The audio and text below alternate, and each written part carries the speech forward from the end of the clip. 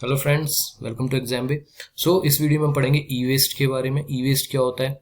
ई waste electronic waste की एक short form है। ई का मतलब इलेक्ट्रॉनिक होता है, तो जो भी हमारे इलेक्ट्रॉनिक के आइटम्स होते हैं हमारे घर पे, हमारे ऑफिस में, फैक्ट्रीज में, कहीं पे भी इलेक्ट्रॉनिक या इलेक्ट्रिकल आइटम्स जब उनकी यूजफुल लाइफ खत्म हो जाती है, वो काम करना बंद कर देते हैं, ठीक है, या फिर ऑब्सोलीट हो जाते हैं, तब वो ई वेस्ट की कैटेगरी में आ जाते हैं। तो ये भी एक तरीके का वेस्ट है। तो डिजेक्टेड और रिजेक्टेड, डिस्कार्डेड और रिजेक्टेड इलेक्ट्रॉनिक या electrical items of daily use. Discarded means when an electronic items achieves end of its life, या फॉल्टी हो जाता है, ब्रोकन हो जाता है, बहुत पुराना हो जाता है, काम करना बंद कर देता है। Improper processing of e waste can lead to dangerous human health effects and environmental pollution.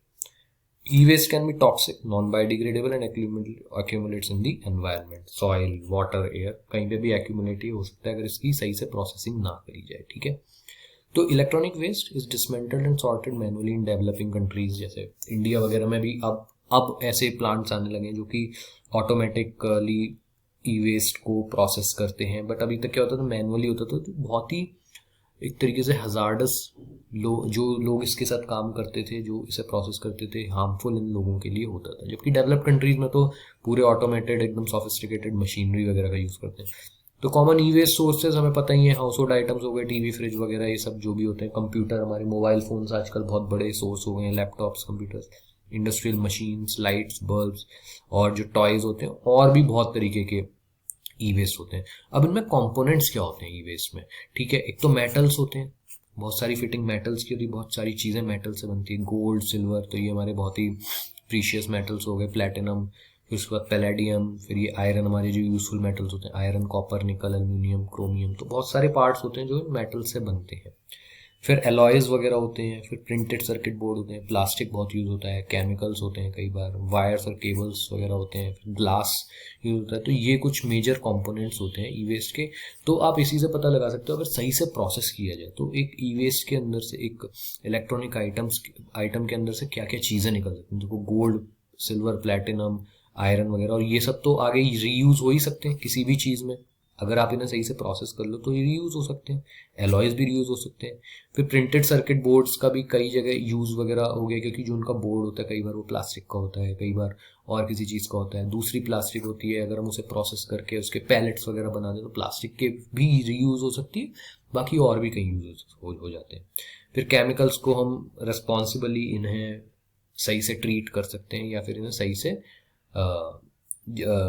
जो जला सकते हैं, कुछ भी कर सकते हैं कि ये हार्म ना करें। फिर वायर्स और केबल्स होते हैं, ग्लास होते हैं।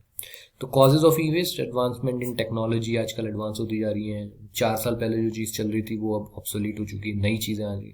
अब आप देखोगे 5G फोन्स आने लगे हैं।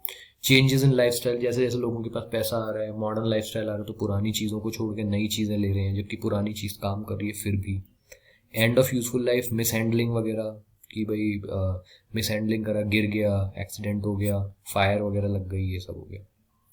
Effects of e-waste, the effects of improper disposal of e-waste for real threats and dangers to global environment. Burning of e waste cause harmful gases, hydrocarbons वगैरह, क्योंकि आप प्लास्टिक भी बर्न कर रहे हो और कई सारी चीज़ें बर्न कर रहे हो तो उससे हार्मफुल गैसेज वगैरह निकलेंगी। Have negative affect on soil, as e waste breaks down it releases toxic heavy metals and chemicals if not disposed properly penetrate the soil and groundwater also, तो ग्राउंड वाटर को contaminate कर देंगे, इससे water pollution भी हो रहा है, हम लास्ट वीडियो में ही पढ़ा था ये। improper collection and disposal of end of life also endangers people।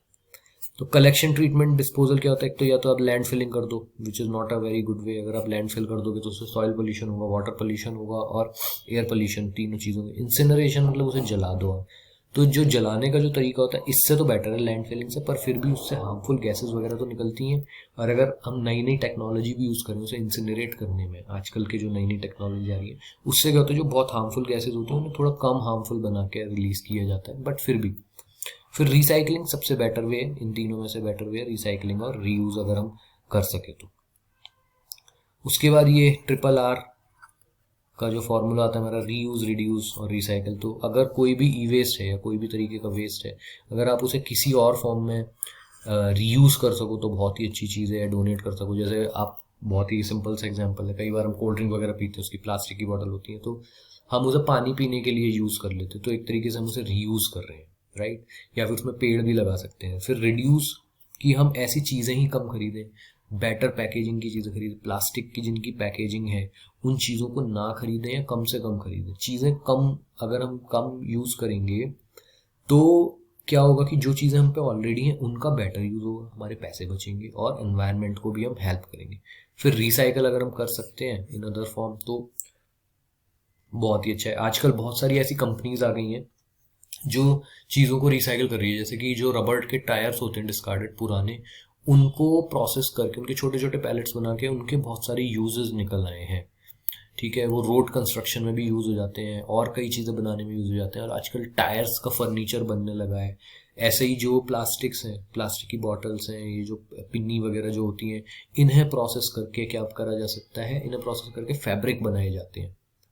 ठीक है, आजकल कुछ कंपनीज हैं जैसे लिवाइज वगैरह भी है, वो इन फैब्रिक से, प्लास्टिक के फैब्रिक से जीन्स भी बना रही है, तो लोग अपना काम कर रहे हैं। ठीक है, we reuse and recycle so many things in home and work, जैसे अभी मैंने एग्जांपल दिया। तो ये ही चीज़ थी। उसके बाद कुछ मैं प्लास्टिक्स के बारे में बात करना चाहूँगा कि अगर आप जैसे कोल्ड ड्रिंक पीते हो तो उसके पीछे की तरफ आप देखोगे एकदम बॉटम पे, तो आपको एक ऐसा साइन मिलेगा।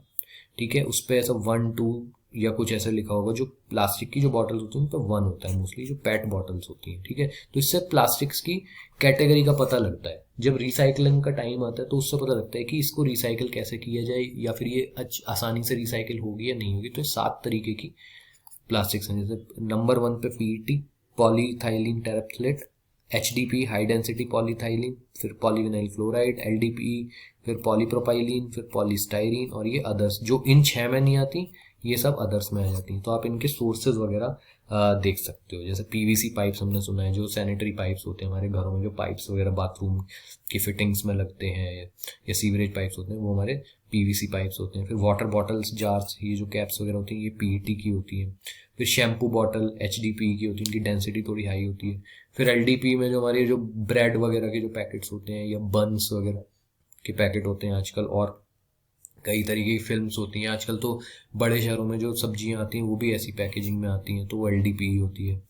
फिर पॉलीप्रोपाइलिन होता है, जिनके दही वगैरह के जो कप्स आते हैं आपने देखा होगा। फिर पॉलीस्टाइरिन होता है, टेक अवे हार्ड पैकेजिंग, तो इनका बॉइलिंग जो मेल्टिंग पॉइंट होता है वो हाई होता है, तो ये वैसी चीज़ों में, माइक्रोवेव वाली चीज़ों में भी यूज़ हो जाते हैं। फिर अदर्स जो भी तरीके की प्लास्टिक होती है वो हमारी अदर्स में आ जाती हैं। तो ये हमारे ई वेस्ट से रिलेटेड था, बहुत इंपॉर्टेंट है, इससे एक क्वेश्चन आराम से आ जाता है। Thank you.